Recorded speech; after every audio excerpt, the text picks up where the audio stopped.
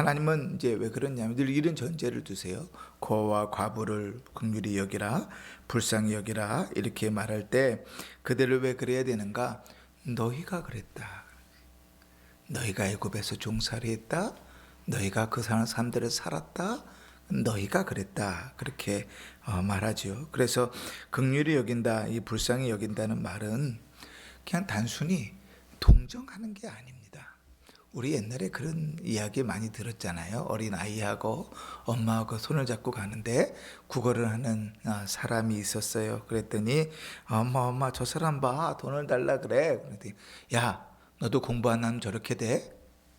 그건 성경이 얘기하는 불쌍히 여김과 긍휼이 아닙니다. 그거는 인격을 모독하는 거죠. 하나님의 형상으로 지음받은 자를 거의 쓰레기처럼 몰아쳐버리는 거예요. 긍휼히 여긴다는 것은 우리가 보통 동정한다 그러잖아요. 그 동정한데 동자가 같을 동자입니다.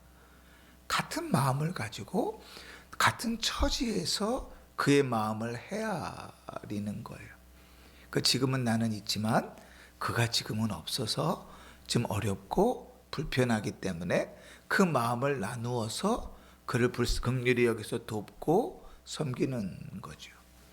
근데 우리는 이제 그 불쌍히 여기다는 말이 어떤 사람들은 되게 고급적인 말로 값싼 동정 이렇게 표현해 보였는데 그냥 이렇게 돼 버렸어요. 아유, 참 불쌍하게 이렇게 돼 버렸어요. 이 뉘앙스는 그 인격 자체를 무시해 버리는 거예요. 성경이 가르치는 건 그렇지 않습니다. 하나님께서 우리를 그렇게 불쌍히 여기셨다면 우리는요, 물론 하나님 보시기에 사람은 아무것도 아닐지라도 하나님께서 우리를 그렇게 대우하셨다면 친히 사람의 몸을 입고 이 땅에 오실 만한 가치가 없는 존재잖아요. 그런데 성경이 긍휼히 여긴다는 것은 지금은 나에게 있어요. 그에게도 있어야 될 것이에요. 그런데 지금은 그가 없기 때문에 어려움에 처해 있어서 그 마음을 헤아리는 거예요. 지금은 나는 좀 건강해요. 근데 그에게 건강이 없어요. 그래가지고 그 마음을 헤아려서 불쌍히 여기고 긍휼히 여겨서 그를 돕는 거죠. 지금은 나는 물질이 있어요. 그런데 그 사람은 지금 물질이 없어서 그것을 헤아리고 물질적으로 그를 돕는 거죠. 이게 지금 성경이 우리에게 가르치는 긍휼, 불쌍히 여긴다는 거거든요. 근데 우리는 불쌍히 여긴다고 할 때 그 인격 자체를 되게 무시해 버리죠. 그런 것이 우리는 되게 익숙한 상황 속에 살아왔기 때문에, 그죠? 그것이 참 깨서 성경이 말하는 신앙적인 긍휼과 불쌍히 여김을 갖는 것이 참 쉽지 않습니다. 혹 행여나 여러분들 마음속에도 야, 너도 공부 안 하면 저렇게 되는 거야, 이러한 식의 마음의 긍휼이 그 불쌍함과 긍휼로 머릿속에 자리 잡고 있다면 빨리 깨셔야 돼요. 그건 성경이 우리에게 가르치는 바도 아니고 하나님께서 우리를 기뻐하시는 내용도 아니기 때문에 그렇습니다.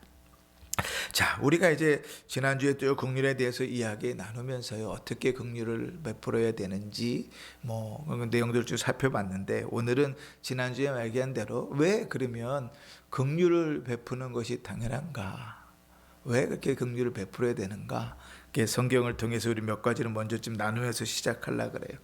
하나님께서 불쌍히 여기지 않는 자들, 긍휼히 여기지 않는 자들을 책망하십니다. 왜냐하면 도둑놈들이기 때문에 그래요. 표현이 좀 거칠지요? 도둑놈들이에요. 왜 도둑놈들이에요? 우리가 다 아는 얘기, 우리 입으로 우리에게 있는 물질이 다 누구 겁니까? 누구 거예요? 내 거예요? 하나님 건 내 거고 내 건 내 거예요? 하나님 거죠. 우리에게 있는 건강 누구 겁니까? 하나님 거죠. 대답 잘 하셔요. 그죠? 근데 하나님 것을 가지고 사는데 나눌 수 없고 섬길 수 없고 도울 수 없다. 조금 더 악하면 나누지 않고 섬기지 않고 돕지 않는다. 도둑놈이죠. 마치 내 것이라고 생각하지 않으면 그럴 수 없는 거예요. 내 것이 아니면 하나님께서 주신 사명은 뭐죠? 나를 통해서 흘러가는 거예요. 흘러가는 거. 그래서 기독교적인 사고관은 돈 벌어서 남 준다가 기독교적인 사고가 아니에요. 나를 통해 흘러가는 거예요. 왜? 내게 아니니까. 우리 노래도 많이 부르잖아요. 주님 것을 내 것이라고. 노래는 잘 부르는데 움켜쥐는데 익숙해가지고 흘러보낼 줄 모르는 거죠. 그런 사람들이 긍휼이 없기 때문에, 불쌍히 여김이 없기 때문에 그래요. 고작 긍휼과 불쌍히 여기니 나보다 못한 사람을 값싼 동정하는 정도면 절대로 나를 통해서 그렇게 흘러가지 않죠. 500원짜리 이상 도와주지 않죠. 그렇지? 그런데 내게 아니라고요. 내게 아니면 흘러가게 해야죠. 사람들이 그래요. 이제 큰 회사에서 임원이 되면 회사에서 카드가 나옵니다. 임원들이 쓸 수 있는 한도가 정해져 있는 카드가 나와요. 왜냐하면 임원이 되면 만나는 사람들도 많고요. 그러니까 그들을 대접해야 될 경우들도 많기 때문에 어느 정도 금액이 들어있는 카드를 줘요. 그래서 그 카드를 마음껏 그 안에서 쓸 수 있도록 합니다. 그죠? 근데 그렇게 임원이 돼서 막 쓰다가 사람들이 이제 임원에서 물러나서 그런 카드도 없이 내가 가진 것만으로 살아야 되면 되게 강팍해져요. 교회에서도 마찬가지입니다. 예전에 제가 섬겼던 교회에서는 큰 회사 그룹의 임원이셨는데 이제 회사에서 이제 나오셔가지고 자기 사업을 하는데 사업이 잘 안 돼서 어려우셨어요. 그러니까 목회자가 교회 사무실에서 비품다는 것까지 볼펜은 왜 몇 자루를 샀느냐, 이건 왜 이렇게, 이것까지 다 일일이 따지는 거예요. 이야, 쪼잔하죠. 그런데 왜 임원일 때는 그렇게 안 따질까요? 내 돈이 아니니까.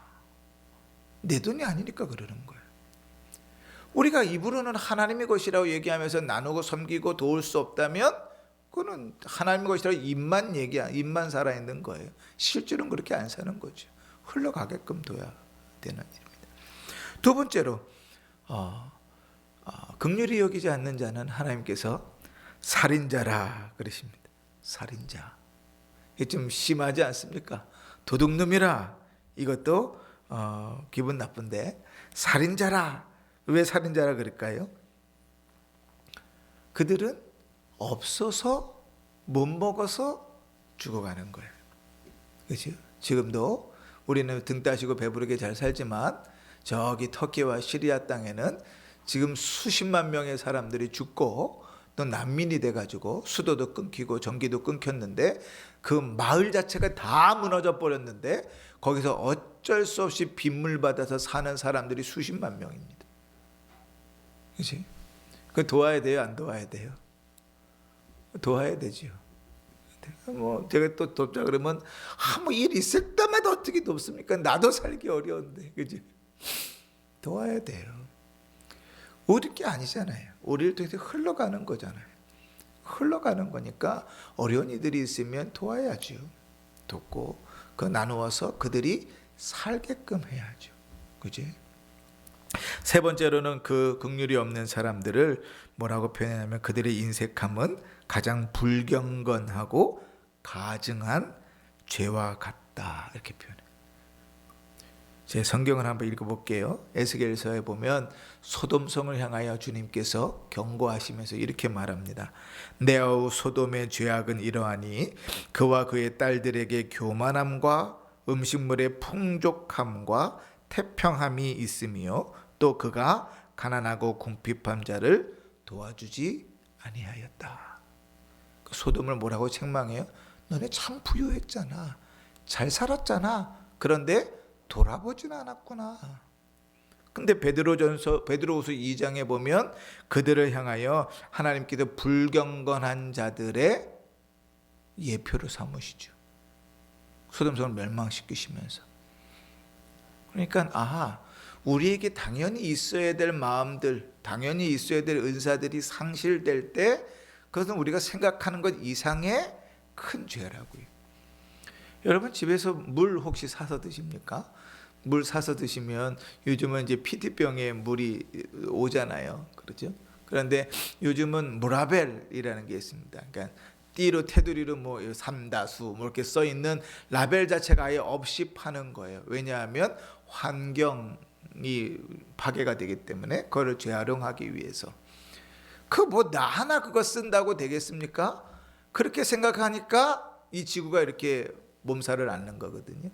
그 나 하나 PT병 하나 쓰는 거 그걸로 바뀌는 거예요. 우리 일회용품 많이 쓰지만 우리 권사님들 이렇게 유리컵에다 다 써서 씻어 쓰시는데 잘 하시는 거예요.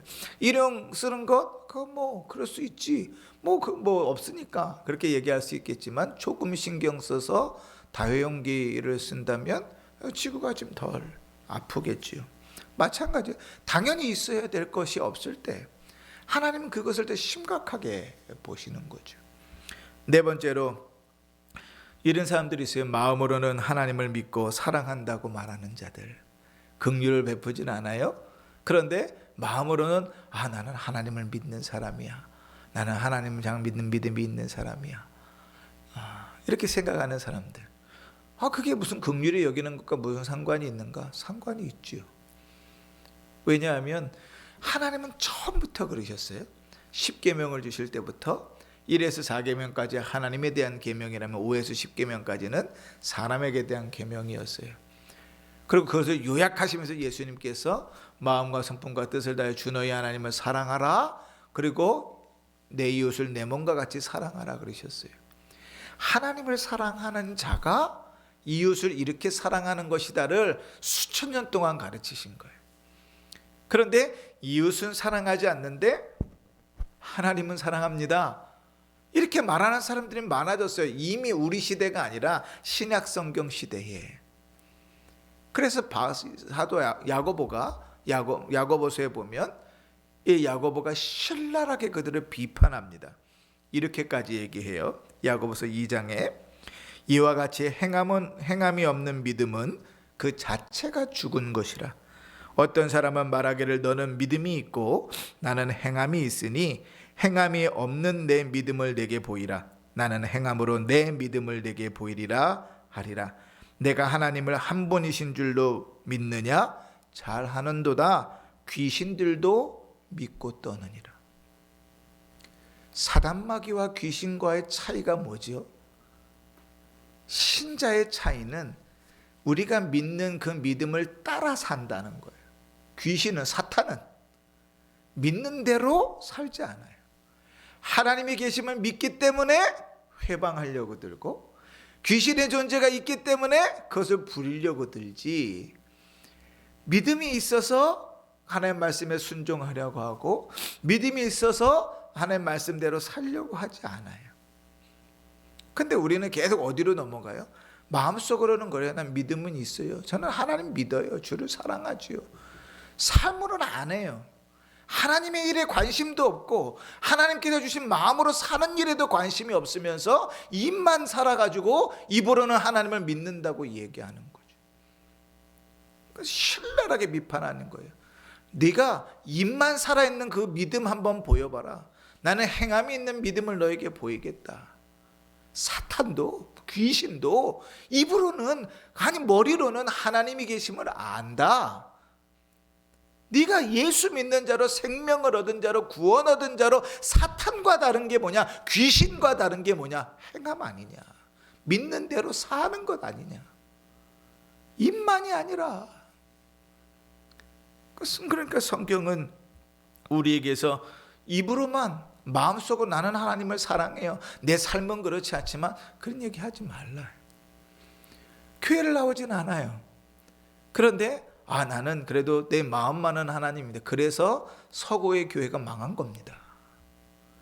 여러분, 서구에서요, 미국이나 유럽 쪽에서도 이 개인 신상조사들을 하잖아요. 그러면 쓰는 난에 종교란이 있겠죠. 그죠? 그 종교란에 기독교, 이슬람교, 무교 이렇게 쓰는 난이 있으면 기독교라고 쓴 사람이 대단히 많아요. 근데 교회는 텅텅 비었어요. 자기는 기독교인이 물어보면, 제가 한번 물어봤거든요. 너 기독교인이니? 그렇게 예수 믿니? 예수 믿는데. 기독교인이래요. 너 어디 교회 다니니? 교회는 안 나간대요. 근데 네가 무슨 기독교인이야? 그랬더니 우리 엄마 아빠가 기독교인이고 나도 거기서 세례 받았어. 난 기독교인이야. 심정적인 거지. 그러니까 그런 것에 대해서 경고하는 거예요. 요한일서 3장 17절에는 더 무섭게 이야기합니다. 누가 이 세상의 재물을 가지고 형제의 궁핍함을 보고도 도와줄 마음을 닫으면 하나님의 사랑이 어찌 그 속에 거하겠느냐. 불쌍히 여기고 긍휼히 여겨야 될 사람을 보고도 돕지 않으면서 네 속에 하나님의 사랑이 있다고 말할 수 있느냐? 없다. 네가 그 삶으로 하나님의 사랑이 네 안에 없다는 것을 증명해낸 것이다. 이렇게 말하는 거죠. 그러니 하나님께서 그것을 심각하게 여길 밖에요. 한 걸음 더 나아가서 우리가 긍휼히 여기는 마음이 없다는 것은 우리의 모든 신앙생활, 심지어는 금식과 기도까지도 하나님께서 헛되다고 말씀하십니다. 긍휼히 여기는 마음을 가지고 살지 못하면서 기도만 열심히 하는 자 헛되다. 그 제 얘기가 아니고 성경의 얘기예요. 야고보서 1장 27절에 하나님 아버지 앞에서 정결하고 더러움이 없는 경건은 곧 고아와 과부를 그 환난 중에 돌보고 또 자기를 지켜 새 속에 물들지 아니하게 하는 그것이니, 내 신앙을 지키는 것과 고아와 과부의 어려움을 돌보는 것을 같은 것으로 놓고 보는 거예요. 또 이사야 58장 6절 7절 유명한 구절이죠. 금식에 대한 유명한 구절인데, 내가 기뻐하는 금식은 줄인 자에게 내 양식을 나누어 주며 유리하는 빈민을 집에 들이며 헐벗는 자를 보면 입히고 또 내 고륙을 피하여 스스로 숨지 아니하는 것이 아니겠느냐. 금식을 하는데 나는 금식을 하니까, 나는 못 먹으니까 어려운 자들을 다 못 본 척하고 넘어간다. 그건 이미 금식의 기본적인 마음도 못 갖췄다는 거죠. 그래서 제가 제일 싫어하는 사람이 그런 사람이, 이력서에다가 금식기도 이력 적는 사람들. 예전 저번에도 한번 얘기했나요? 교회에서 이제 교육자를 뽑아서 이력서를 받는데, 이력서를 제가 쭉 받으면 1차적으로 이제 서류에서 좀 이 사람들은 아니겠다 하는 사람은 걸러내는데, 걸러내는 기준 중에 하나가 그거예요. 40일 금식기도 2회 뭐 이렇게 써놓은 사람들은 일단 빼요. 이 사람들은 교육자 자질이 없는 사람들이. 하나님 앞에 무릎 꿇고 기도하는 일이 자기의 이력이 되는 사람은 절대로 주의 영광을 위하여 살지 않아요. 마지막으로 잠언 21장 13절에 보면, 귀를 막고 가난한 자가 부르짖는 소리를 듣지 아니하면 자기가 부르짖을 때에도 들을 자가 없으리라. 뭐라고요? 하나님 안 들어주신다는 거예요. 너 기도할 때 내가 네 기도 안 듣겠다는 거예요. 주님 살려주십시오, 도와주십시오라고 기도할 때 안 들으시겠다는 거예요. 또 이런 말씀들도 있죠. 또 하나님의 심판과 저주가 이 땅에서만 있느냐? 아니요, 영원히 있다. 무서운 말씀이죠. 마태복음 25장에 저주를 받은 자들이 나를 떠나 마귀와 그 사자들을 위하여 예비된 영원한 불에 들어가라. 내가 줄일 때에 너희가 먹을 것을 주지 아니하였고, 목마를 때 마시게 하지 아니하였고, 나그네 되었을 때 영접하지 아니하였고, 헐벗을 때 옷을 입히지 아니하였고, 병들었을 때에 옥에 갇혔을 때에 돌보지 아니하였느니라. 이거 어떤 내용인지 아시죠? 예수님께서 비유를 드시잖아요. 양과 염소를 나눠놓고 이야기하는 대목입니다. 영원한 불에 들어가라 선언해 버리시죠. 자, 그러면 여러분 이제 우리가 긍휼히 여기는 마음이 당연히 있어야 되는 것이다, 알지요? 그러면 그 신자들을 향하여, 그 긍휼히 여기는 마음을 가지고 살아야 되는 자들을 향하여 또 성경이 우리에게 주는 권면들이 있습니다. 첫 번째는 뭔가 하면, 하나님 말씀이 가르치는 대로 사는 자, 또 모범을 보이는 자는 또 사람들을 감동시킨다는 거예요. 욥을 보면 욥기서의 29장과 31장에 보면 욥이 자기가 그렇게 살았던 삶을 나열합니다. 그러면서 내가 가난한 자를 돌보지 아니하였던가, 헐벗었던 자를 돌아보지 아니하였던가, 배고픈 자를 먹이지 아니하였던가, 쭉 그렇게 얘기가 나와요. 그 자기는 괴로움과 어려움 가운데 있으면서 인생을 돌아보니 어때요? 나는 그렇게 잘 살았다고 이야기하는 거죠. 그게 이제 신자가 당해 살아야 되는 삶이고 삶의 영향력이지요. 사도행전 9장에 보면 다비다, 우리가 도르가라 하는 다비다라는 여인이 있잖아요. 이 여인이 얼마나 믿음으로 잘 살고 영향력이 있었던지 이 여인이 죽었어요. 그러니까 그 근처에 베드로가 왔다는 소식을 듣고 사람을 보내서 이 베드로에게 하소연을 하는 겁니다. 이 여인이 얼마나 우리를 도왔는지 과부와 여인들이 다 모여가지고 그 속옷과 겉옷을 함께 지어줬던 것들을 다 보여주면서 이 사람이 이랬던 사람입니다. 베드로가 죽은 그 도르가를 살리죠. 우리가 긍휼히 살아가는 것은 모범이 되어져서 선한 영향력들을 미칩니다. 자, 두 번째로 긍휼은 하나님과 사람들을 가장 기쁘게 하는 거예요. 때로는 우리가 아까 얘기한 대로 제대로 되지 않은 긍휼은 사람을 기분 나쁘게 만듭니다. 너도 공부하지 않으면 저렇게 되는 거야? 그거는 완전히 인격을 모독하는 거거든요.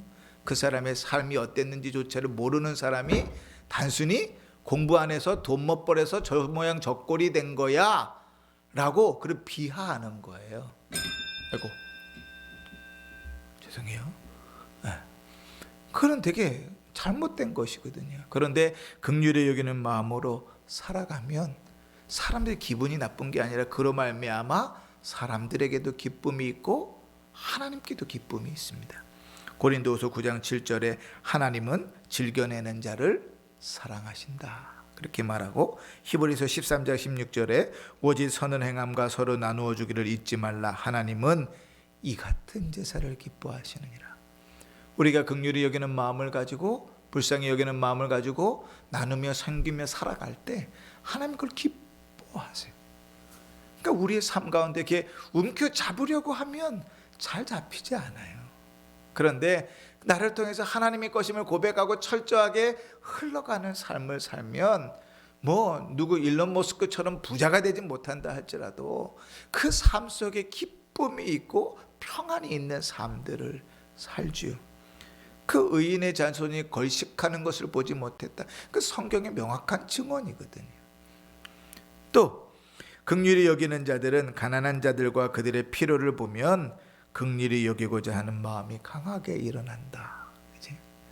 그러니까 우리는 이래야 돼요. 예를 들어 트리키예하고 시리아에 지진이 났습니다. 7.몇, 6.몇, 5.몇 계속 여진들이 나면서요. 제가 터키에 있는 선교사님하고 통화를 하는데 마을이 없어졌대요. 마을에 세워져 있는 건물들이 다 무너져가지고 마을이 없어졌대요. 다 도망갔는데 그나마도 도망 못 간 사람들은 지하실에서 빗물 받으면서 산다는 거예요. 근데 여진이 계속 오니까 얼마나 불안하겠어요. 자기가 지하실에 있는 것조차도 무너질 수 있는데. 근데 우리는 그런 것들을 들으면 기본적으로 신자는 어때야 되냐면 내 기도해야 되는구나. 이게 시작이어야 돼요. 연약한 자들을 돌아보면서 1년이 넘도록 우크라이나의 전쟁이 이루어지고 있는데 이제 1년이 지났으니까 관심이 없지요. 여러분 어떠세요? 아직도 기억하고 기도하고 계십니까? 그럼 참 귀하고 복된 일입니다. 뉴스는 가끔씩 들려오고 저 전쟁은 점점 심해지고 그로 인하여 유가들은 폭등하고 우리 전기세, 수도세, 가스비 다 올라가는데도 사실은 그 여파가 나에게까지 오고 있는데도 기도해야 된다는 생각까지 못 가는 거죠. 왜요? 그들에 대한 긍휼과 불쌍히 여김이 없기 때문에 그래. 영적으로 그들이 구원받아 그건 둘째 얘기고.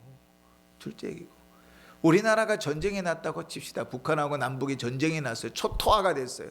서울이 다 무너져 버렸어요. 그럼 여러분 심정이 어떠시겠어요? 마음이 어떠시겠어요? 누군가가 기도한다고요. 하나님은 그 누군가의 기도를 들으세요. 2차 세계대전 때 일본이 망했잖아요. 그런데 일본의 어떤 그리스도인들이, 기독교인들이 일본을 위해서 기도하는 현장을 누가 책에 간증으로 적어놓은 게 있는데 아주 기가 막히더라고요. 하나님, 이 나라가 망하게 해주십시오. 기독교인들이 그렇게 기도하는 거예요. 일본의 기독교인들이, 하나님, 이 나라가 망하게 해주십시오. 왜요? 지금 이 사태가 어떤 사태인지 정확히 보고 있는 거예요. 그 안에 불쌍히 여기는 긍휼히 여기는, 망해야 소망이 있다는 것을 아는 거죠. 여러분, 우리는 그렇게 기도할 수 있습니까? 긍휼히 여기는 마음들, 불쌍히 여기는 마음들은 거기까지 가는 거예요. 그러니 우리가 긍휼히 여기는 마음으로 살아갈 때 하나님께서 그 삶 속에서 영광을 받으십니다. 그냥 그 긍휼히 여기는 마음으로 500원짜리 동전 하나 던져주는 것도 끝나는 게 아니라 그랬지요. 제가 늘 강조하지만 주기 전에 기도해야 된다 그랬어요. 혹 주고 나서라도 기도해야 된다. 500원짜리는 그에게 5천만 원을 줘도 그 사람에게 아무런 도움이 안 됩니다. 그러나 그게 50원일지라도 하나님께서 이 물질을 통해서 그의 필요를 쓰시면 하나님 그에게 유익할 줄 믿습니다. 믿음으로 흘러가게 하는 거죠. 생색내라 그러는 게 아니고요. 왜 하나님께서 그런 믿음의 삶들 속에서 영광을 받지 않으시겠어요? 마지막으로 우리가 긍휼히 여기며 살아갈 때 하나님의 놀라운 약속들이 성경에 기록됩니다. 늘 이것을 이제 뒤에 이야기하는 이유는 주객이 전도돼서는 안 되기 때문에 그래요.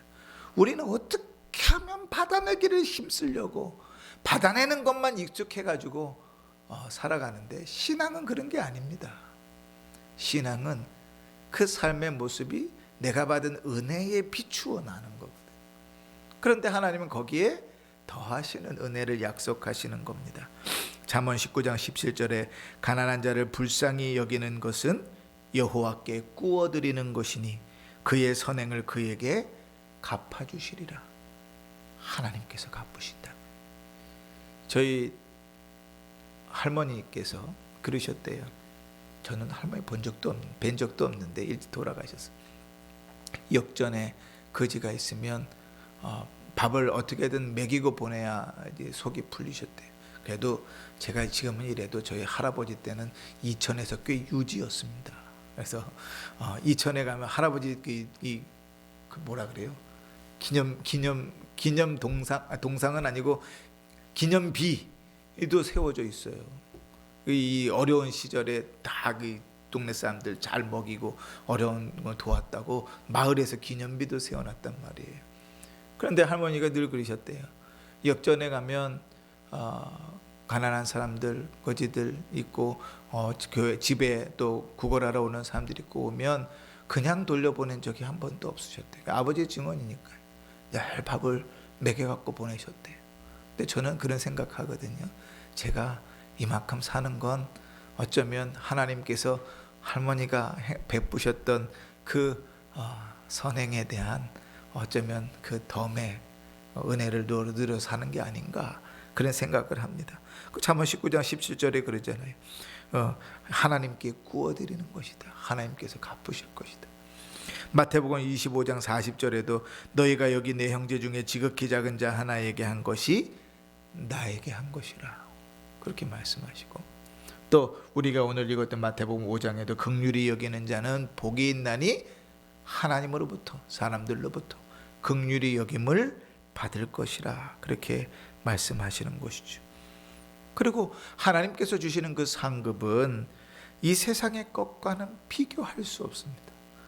우리는 그냥 하나님 앞에, 하나님 내가 1,000만 원을 드렸으니 하나님 나에게 적어도 1,000만 원어치는 채워줘야 되지 않습니까? 라고 생각하잖아요. 그런데 그것은 너무나 단순한 생각이죠.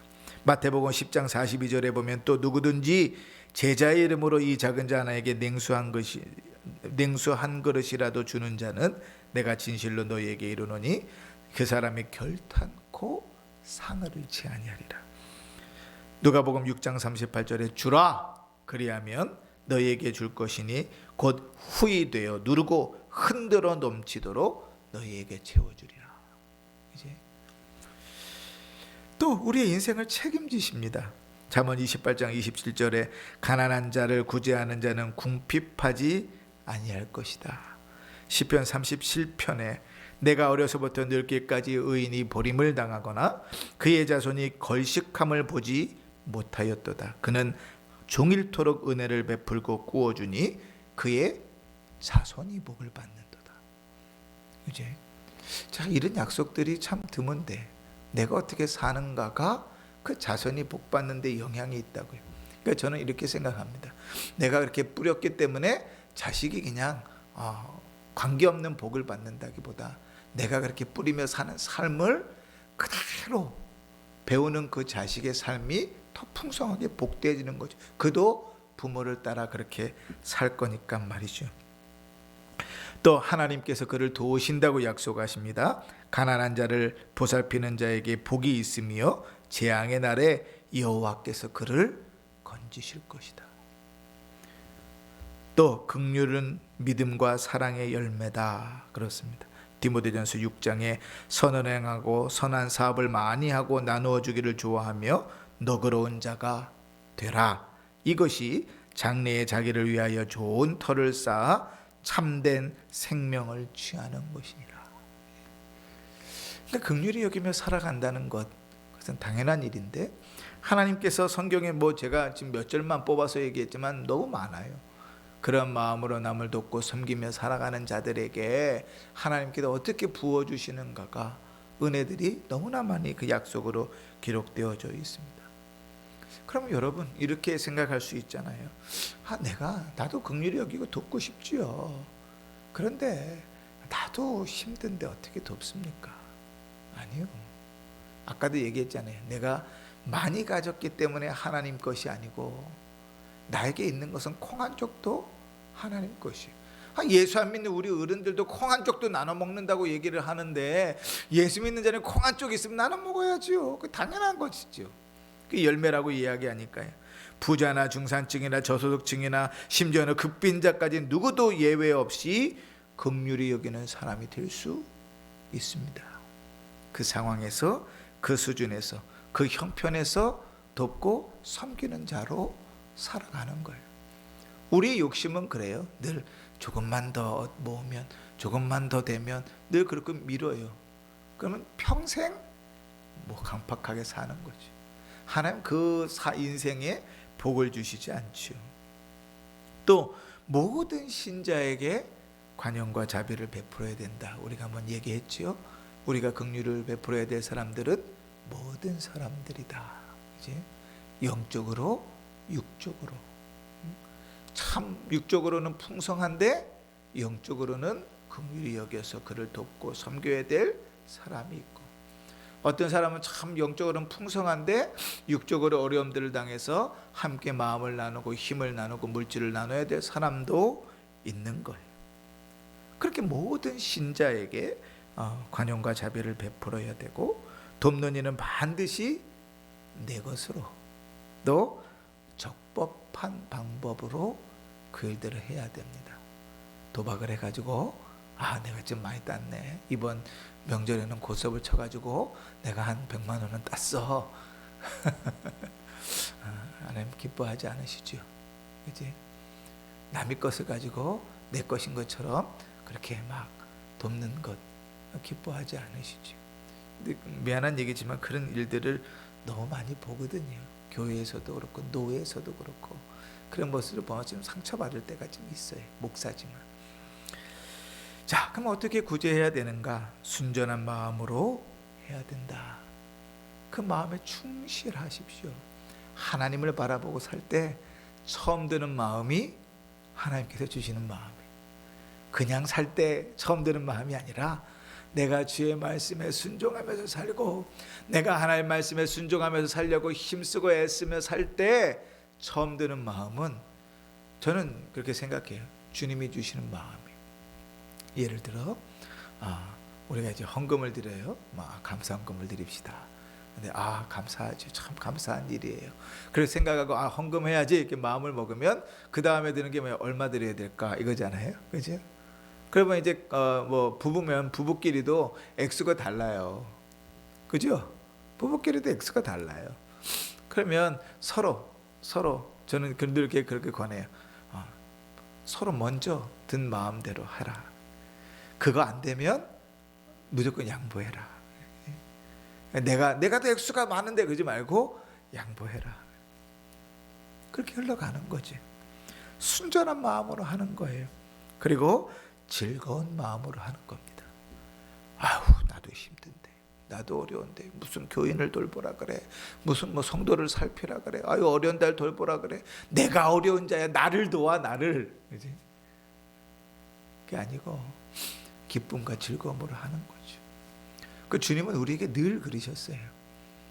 이스라엘 백성들에게 고아와 과부를 돌아보라고, 가난한 자들 돌아보라 하시면서, 나그네를 돌보라 하시면서 늘 주님은 그래, 너희도 그랬다, 그 너도 그럴 수 있다, 늘 주님 그러시거든요. 그러니까 우리 마찬가지, 우리의 삶에서도 아, 그럴 수 있고 내가 그런 은혜를 입고 사는 자구나. 그러니 즐거움으로 기꺼이 그런 마음들을 가지고 살아야 돼요. 그렇게 사니까 사실은 안 믿는 사람들이 볼 때 아, 착하다 이렇게 생각이 되는 거겠죠. 그러나 그 모든 일을 한다 할지라도 지혜로워야 됩니다. 무조건 갖다 퍼주는 게 다 되는 게 아니에요. 어떤 사람은 열심히 도와줬는데 사람을 망치는 경우도 있어요. 그치? 돈을 막 들여 부었는데 사람을 망쳐. 일을 하지 않아. 그런 경우들이 많죠. 그치?